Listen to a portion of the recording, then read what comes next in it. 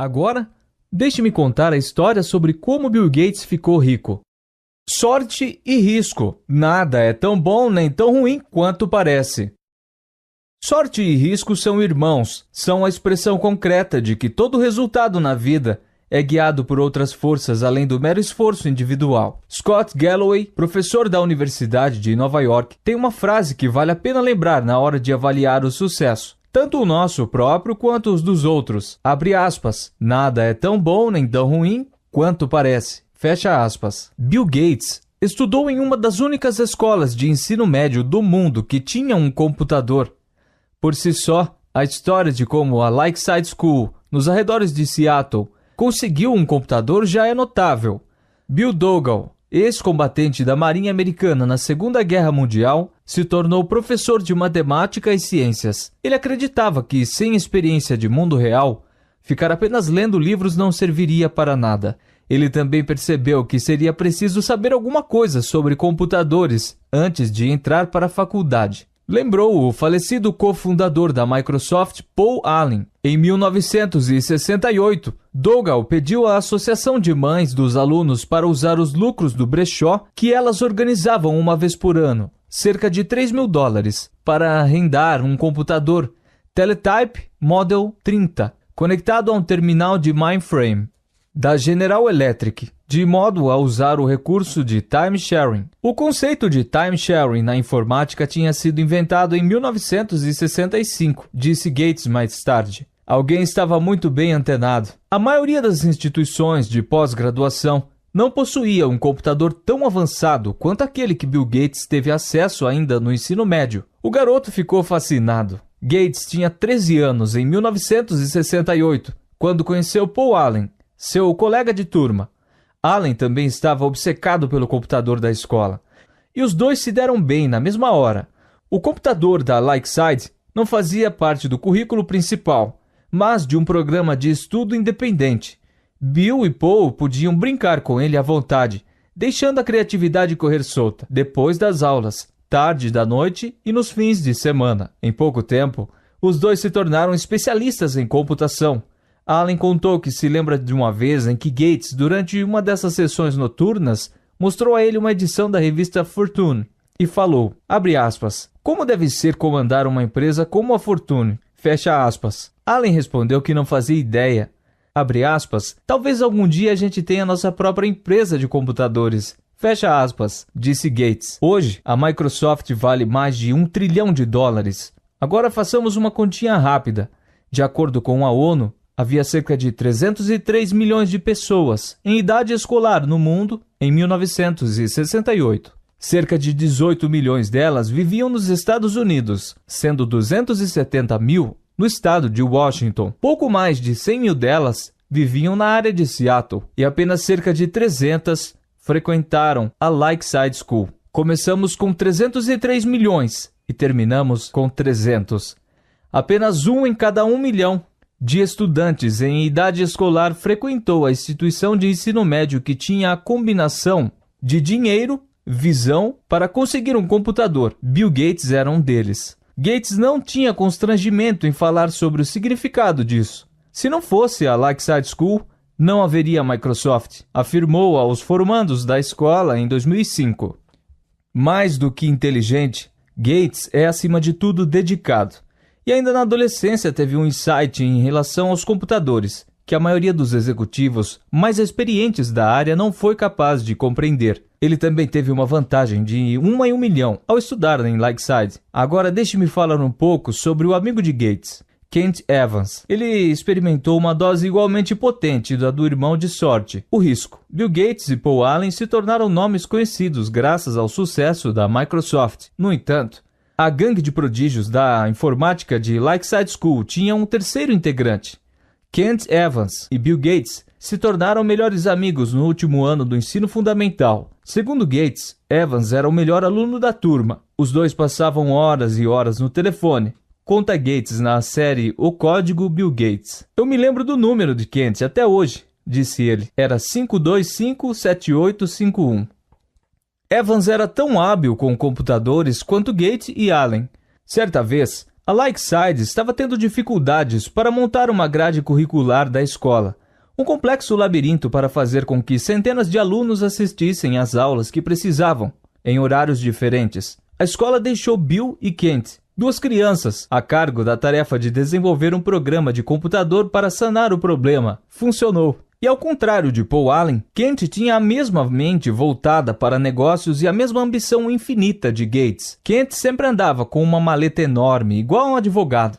Recorda Gates. Estávamos sempre planejando o que fazer dali a 5 ou 6 anos. Será que a gente deveria virar CEO? Que tipo de mudança seríamos capazes de promover? Será que a gente deveria virar um general? Ou embaixador? Fosse o que fosse, Bill e Kent estavam certos de que fariam aquilo juntos. Ao relembrar a amizade com Kent, Gates fica com a voz embargada. A gente podia ter continuado a trabalhar junto. Tenho certeza que teríamos ido para a mesma faculdade. Kent poderia ter sido um dos fundadores da Microsoft junto com Gates e Allen. Contudo, isso nunca aconteceu. Kent morreu antes mesmo de terminar o ensino médio. Um acidente quando praticava montanhismo. Todo ano ocorre cerca de 30 mortes devido à prática de montanhismo nos Estados Unidos. A probabilidade de perder a vida em uma montanha durante o ensino médio é aproximadamente 1 em 1 milhão. Bill Gates experimentou uma sorte em 1 milhão ao se matricular na Lakeside School. Kent Evans experimentou um risco em 1 milhão ao nunca conseguir terminar o que ele e Gates planejavam alcançar. A mesma força, a mesma escala de grandeza, trabalhando em direções opostas, sorte e risco. São a expressão concreta de que todo resultado na vida é guiado por outras forças além do mero esforço individual. Os dois são tão parecidos que você não tem como acreditar em um sem respeitar o outro na mesma medida. Ambos existem porque o mundo é complexo demais para permitir que 100% das suas ações respondam por 100% dos seus resultados. Ambos são movidos pela mesma força. Você é apenas uma pessoa em um jogo, com outras 7 bilhões de pessoas e um número infinito de peças móveis. Ocasionalmente, o impacto de ações que estão fora do seu controle pode ter consequências mais profundas do que as ações que você executa conscientemente. Porém, ambos são tão difíceis de mensurar e de aceitar que muitas vezes passam despercebidos. Para cada Bill Gates, existe um Kent Evans, igualmente habilidoso e motivado, que acabou do lado oposto da roleta da vida. Quando você passa a dar o devido respeito à sorte e ao risco, percebe que ao avaliar o sucesso financeiro das pessoas, tanto o seu quanto o dos outros, nada nunca é tão bom ou tão ruim quanto parece. Anos atrás, perguntei ao economista Robert Shiller, ganhador do Nobel de Economia de 2013, o que você gostaria de saber sobre investimentos que ainda não foi descoberto? Abre aspas. O papel exato que a sorte desempenha em resultados bem-sucedidos. Fecha aspas. Respondeu ele. Eu adoro essa resposta, porque ninguém duvida de verdade que a sorte não desempenhe papel algum no sucesso financeiro. Entretanto, devido à dificuldade de mensurá-la e ao fato de que é indelicado sugerir que o sucesso dos outros se deva a ela, nossa postura mais comum é de ignorar discretamente a sorte enquanto fator responsável pelo sucesso. Se eu perguntasse a 1 bilhão de investidores do mundo, você acha que 10 deles podem ter se tornado bilionários essencialmente por obra do acaso, em um golpe de sorte? Você responderia, claro. Mas então, se eu lhe pedisse para citar o nome desses investidores, bem na cara deles, você provavelmente mudaria de ideia. Ao avaliar os outros, atribuir o sucesso à sorte nos faz parecer invejosos e mesquinhos, ainda que saibamos que esse tipo de coisa exista. E ao avaliarmos a nós mesmos, atribuir o sucesso à sorte pode soar desmoralizante. O economista Basker Masander mostrou que há uma correlação maior entre a renda de irmãos do que em características como altura ou peso. Se você é rico e alto, a probabilidade de o seu irmão também ser rico é maior do que a de ele também ser alto. Acredito que a maioria das pessoas sabe, intuitivamente, que isso é verdade. A qualidade da educação e as portas que se abrem para vocês estão fortemente relacionadas ao status socioeconômico dos seus pais. Mas fale isso para os 2 irmãos ricos, e eles provavelmente dirão que as descobertas deste estudo não se aplicam a eles. O mesmo acontece com o fracasso, que pode ser qualquer coisa, desde uma falência a não alcançar uma meta pessoal. Empresas que vão à falência não se esforçam o suficiente? O investimento que se provaram ruins foram mal planejados? Carreiras estagnadas são culpa da preguiça? Às vezes sim, é óbvio. Mas em que medida? É difícil saber. Qualquer coisa que vale a pena conquistar tem a probabilidade de sucesso inferior a 100%. E o risco é justamente o que acontece quando você vai parar no lado infeliz dessa equação. Assim como acontece com a sorte, a narrativa fica difícil, confusa e complexa demais quando tentamos determinar o quanto de um determinado desfecho se deve a uma decisão consciente e o quanto dele se deve ao risco. Digamos que eu compre uma ação. 5 anos depois, ela não foi a lugar algum. É possível que eu tenha tomado uma decisão errada ao comprá-la. Também é possível que eu tenha tomado uma decisão acertada, que envolvia 80% de chances de lucro, mas acabei indo parar no lado dos infelizes 20%. Como saber qual é qual? Cometi um erro ou apenas vivenciei o risco de forma concreta? É possível medir estatisticamente se algumas decisões foram acertadas ou não. Porém, no mundo real, no dia a dia, não fazemos isso. É complicado. Preferimos as histórias simples, que são menos complexas, mas com enorme frequência diabolicamente enganosas. Depois de passar anos lidando com investidores e líderes empresariais, percebi que o fracasso de outro, em geral, é atribuído a más decisões, enquanto os nossos costumam ser atribuídos ao lado sombrio do risco. Ao avaliarmos o erro do outro, temos a maior propensão a optar por uma história pura e simples de causa e efeito, porque não sabemos o que se passa dentro da cabeça de outra pessoa. Ele não teve um bom resultado, então tomou uma decisão equivocada. É a história que faz mais sentido para mim. No entanto, avaliar a mim mesmo, posso inventar uma narrativa bem mais complexa, justificando todas as minhas decisões passadas e atribuindo os resultados ruins ao risco. A revista Forbes não coloca na capa os investidores falidos, que tomaram boas decisões, mas que ainda assim experimentam o lado infeliz do risco. Porém, quase sempre coloca os investidores ricos que tomaram decisões corretas ou até mesmo imprudentes e tiveram sorte. Ambos lançaram a mesma moeda, que por acaso caiu com um lado diferente, virado para cima. O aspecto mais perigoso disso é que todos nós estamos tentando aprender o que funciona e o que não funciona em relação ao dinheiro. Quais estratégias de investimento funcionam? Quais não funcionam? Quais estratégias de negócio funcionam? Quais não funcionam? Como ficar rico? Como evitar ficar pobre? Nossa tendência é tirar lições observando sucessos e fracassos e dizendo: faça o que fulano fez, evite o que Beltrano fez.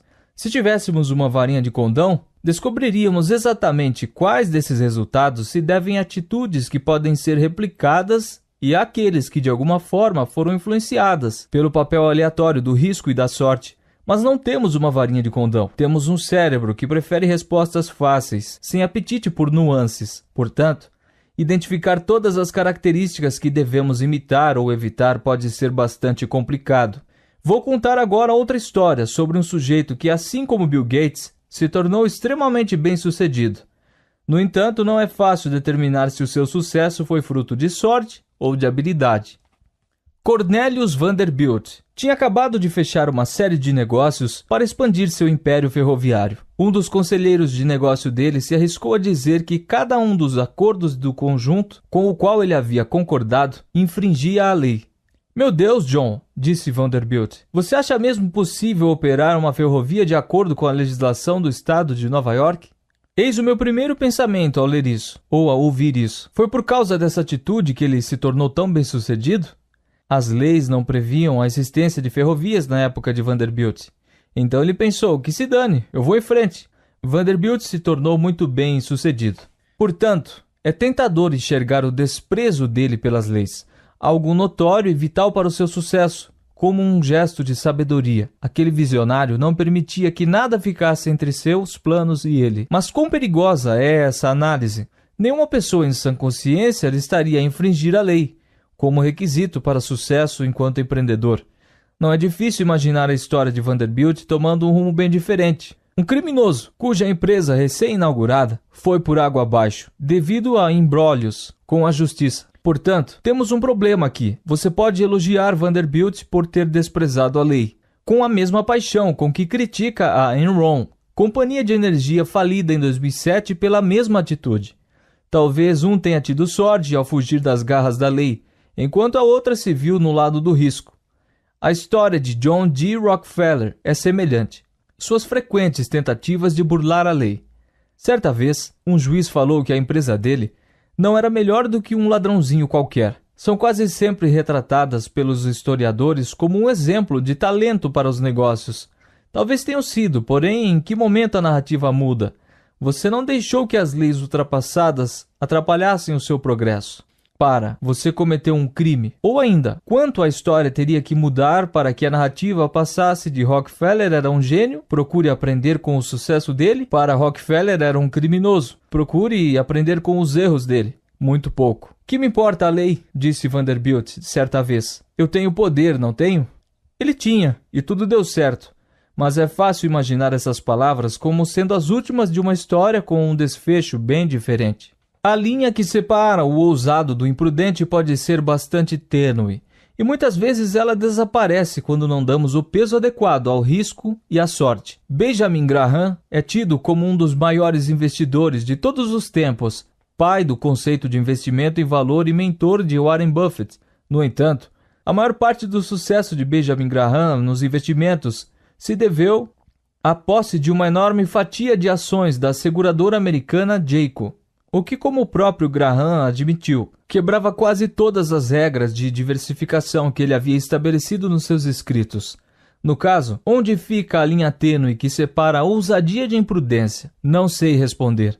Graham escreveu sobre sua bonança com as ações da Geico. Abre aspas. Um golpe de sorte ou uma decisão extremamente perspicaz. É possível diferenciar um do outro? Fecha aspas. Não é nada fácil. Da mesma forma, considerando Mark Zuckerberg, um gênio por ter recusado a oferta de $1 bilhão que o Yahoo fez em 2006 pela sua empresa. Ele mirou no futuro e confiou em si mesmo.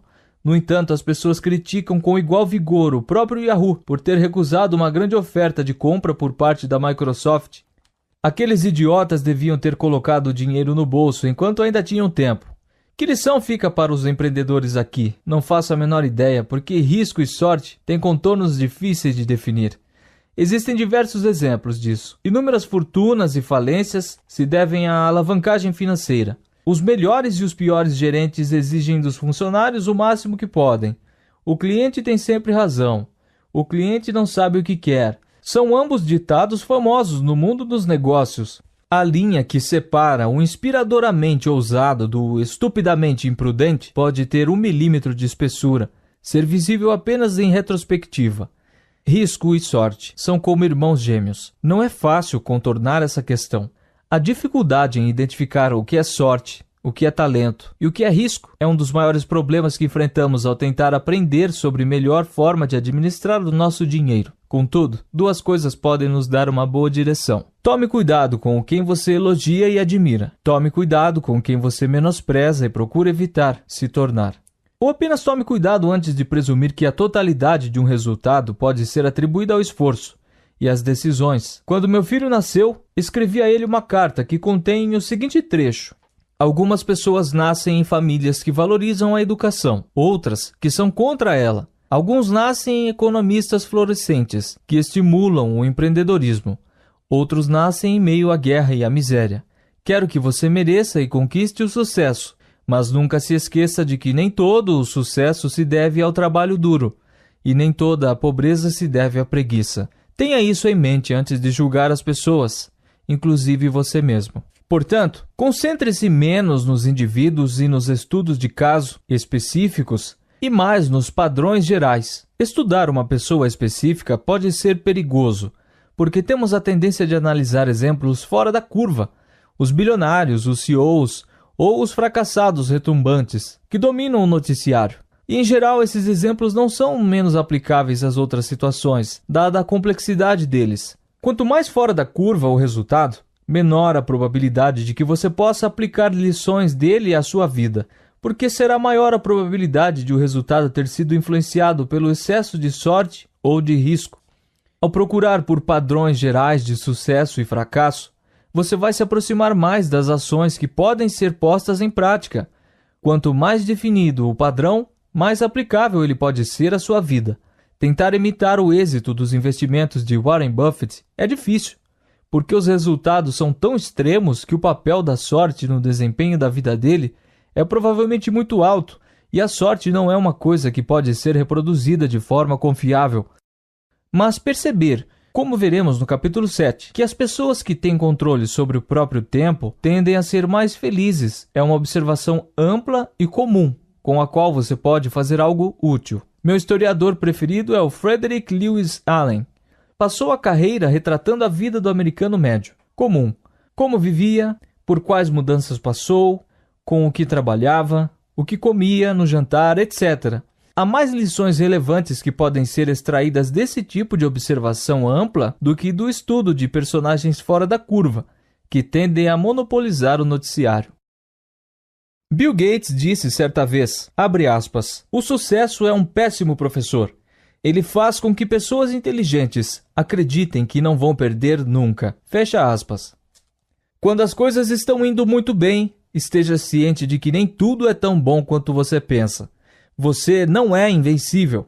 Se admite que a sorte lhe trouxe o sucesso, então também deve acreditar no irmão dela, o risco, que pode provocar uma reviravolta na sua história, com a mesma rapidez. E o contrário também vale. Da mesma forma, o fracasso também pode ser um péssimo professor, porque faz com que pessoas inteligentes acreditem que as suas decisões foram péssimas, quando às vezes elas estão considerando apenas a dimensão implacável do risco. O truque para lidar com o fracasso é organizar a vida financeira, de forma que um mau investimento aqui e uma meta financeira não alcançada ali não tirem você de campo, de modo a poder continuar jogando até que os números voltem a estar a seu favor. Porém, o mais importante é que, para além de reconhecer o papel que a sorte desempenha em relação ao sucesso, o papel representado pelo risco significa que devemos nos perdoar e deixar um espaço para a compreensão.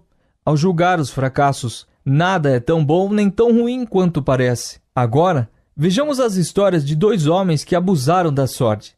Chegamos ao fim do segundo capítulo do audiobook, A Psicologia Financeira. Aproveita e se inscreve, que tem coisa legal para você. E agora vamos ao capítulo 3 ver quem são esses dois homens que abusaram da sorte?